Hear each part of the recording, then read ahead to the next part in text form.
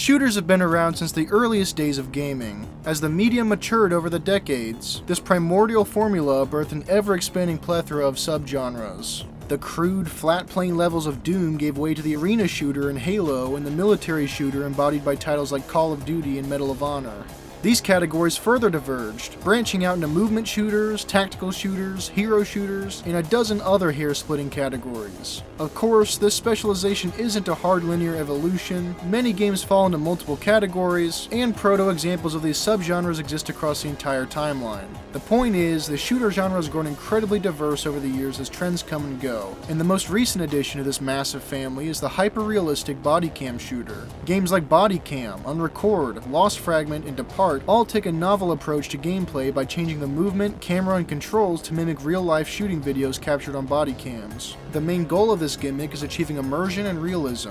The groundbreaking lighting, natural camera movement, and detailed maps and models all come together to achieve a level of realism that's unlike anything else on the market. You'd be forgiven for seeing a clip from one of these games out of context and mistaking it for a real-life video. Not only does this provide a unique gameplay experience, but it also creates an integral framing device that changes the context of your actions. Usually a found footage type vibe.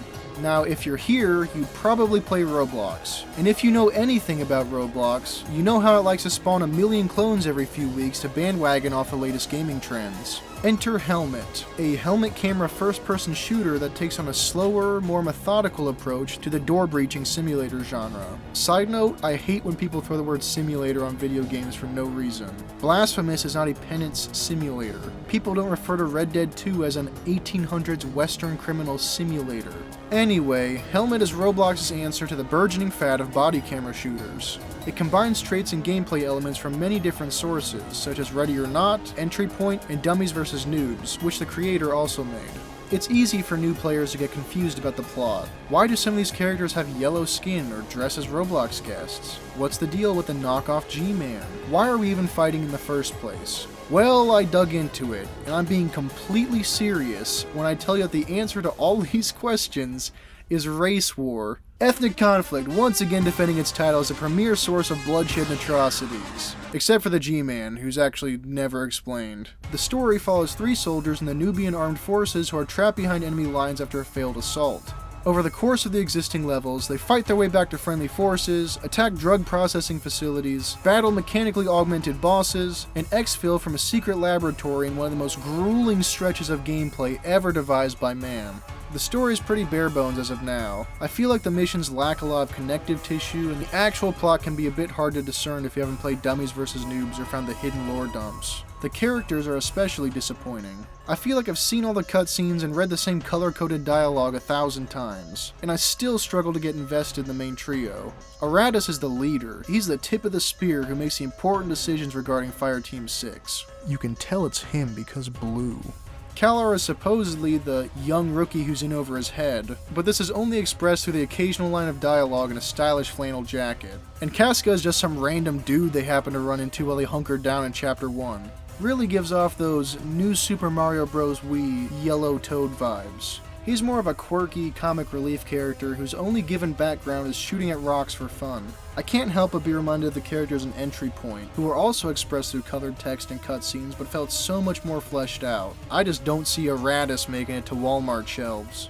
I knew going into this that Hellmet borrowed a lot of use of force continuum aspects from SWAT games like Ready or Not, and I was concerned that this would clash with the game's wartime setting. After all, soldiers fighting their way through enemy strongholds don't have the same rules of engagement as civilian law enforcement.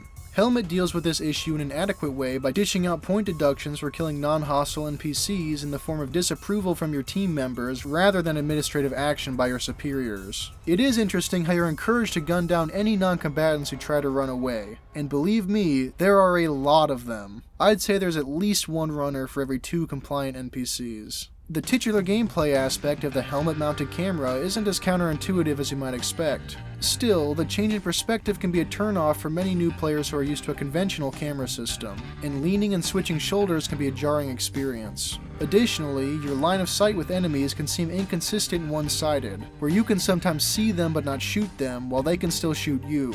Even so, the helmet cam POV gimmick is the whole point of this title, and it also adds to the fascinating framing device that permeates the entire game. For those of you who slept through high school English, a framing device is a narrative technique in which a story is surrounded or framed by a secondary story, altering the context of the former. A popular example of media that utilizes a framing device is the 1987 classic The Princess Bride, wherein the main story is framed as a fairy tale that's being read by an old man to his grandson in the modern day. Framing devices have been incorporated into video games as well. Assassin's Creed famously tells its story in the context of a man living through the genetic memories of his ancestors in search of supernatural artifacts. The 2021 indie deck builder Inscription frames its story as found footage from the perspective of an early trading card YouTuber who records the events of the game using an old digital camera. These may be creative and unique settings for stories, but they all pale in comparison to Hellmet's framing device, the Windows 10 operating system. I swear that's not as lame as it sounds. The mission preparation menu takes the form of a folder inside of a PC. Loadout changes, briefings, and other interactive elements are portrayed as PDF and text files. The scoreboard that displays upon completing a mission uses a command window, and every time you load in, it's revealed that your camera footage is being viewed in Windows Media Player. The first time I did the tutorial and this window popped up on my screen, I actually started to move my mouse over to close it before I realized, wait a minute, I use VLC! I really like this framing device, not only because I have a weird appreciation for fake virtual machines in video games, but also because it fully embraces and justifies the helmet cam gimmick. It wouldn't make sense for a soldier to view his surroundings from the corner of his helmet, but it would make sense if it's all just footage being reviewed by Intel analysts in post. This genre's never been renowned for its stellar control scheme, and Hellmet is no exception.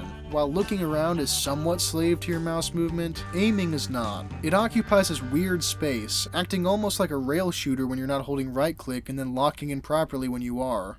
Of course, you can't see the sights from the camera, and a UI crosshair would ruin the vibe, so all aiming is done using a laser attachment, which looks very goofy on some of the guns they have in this game. Speaking of guns, Hellmet features a respectable selection of primaries, secondaries, and gadgets. Most of the unlockable weapons don't drastically differ in performance, but that's fine since most of the game's focus is on the room clearing itself. I will say that the VSS Vintorez, or whatever the fake name they gave it in Hellmet is, can be very useful for navigating the obscenely dark environments of some levels. I'm sure that some of the late game weapon quirks are fun to play with, but I'm operating on a level of ping unfathomable to the modern mind. When you have to react to actions 3 seconds before they even occur, you transcend such trivial matters. There's a skill tree as well. I haven't explored most of it yet because you only get 1 talent point per level, and again, I'm living in the Shadow Realm over here.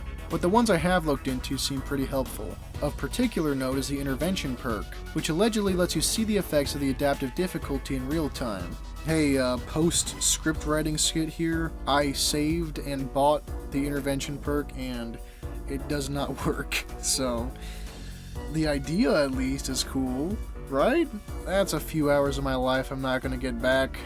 Otherwise, the game feels a bit undercooked. There's some decent HUD elements, but you're not going to see them because they disappear whenever you play on anything but the base difficulty. There's also an enemy alertness mechanic that starts at 1 and then raises if you leave a radio unanswered or let a civilian escape. Once you reach alertness 3, the game just spawns enemies on top of you. Some enemies have grenades that they throw, but the kill radius is absurdly large. The moment you catch a glimpse of one, you already know that everybody in this quadrant of the building is going to be dead in 3 seconds. Finally, there are only 3 levels in the game as of now, and they get a bit stale after 1 or 2 replays, let alone the industrial scale of grinding you're going to have to commit to unlock all the skills. Sensei is a solo developer. He's got a sizable swath of the frequently asked questions section dedicated to telling you how he's not going to bring anyone else on. Normally this wouldn't be an issue, but when you don't have enough time to push out regular updates and fixes, then a stiff unwillingness to work with others is going to kneecap your game and kill any momentum it generates. I'm not saying the Hellmet would become the next big thing if it was frequently worked on. I feel like the mechanics at play are better implemented in other projects, but it would still get closer to self-actualization. It would still approach the limit of the best it can be. And at the end of the day, that's what every game should strive to reach. The game's been out for over a year in its current iteration, managing to accomplish less in that time than just about any other one I've looked at. If I had to give Hellmet a rating, it would reside in the 5 range, rubbing shoulders with the Mirror and Rust Machine. But that's just my opinion. Maybe you'll play it and think it's the best thing since sliced bread, but no matter what you do, know that I am thankful for you watching this video, and I hope that you have a fantastic rest of your day. Peace out.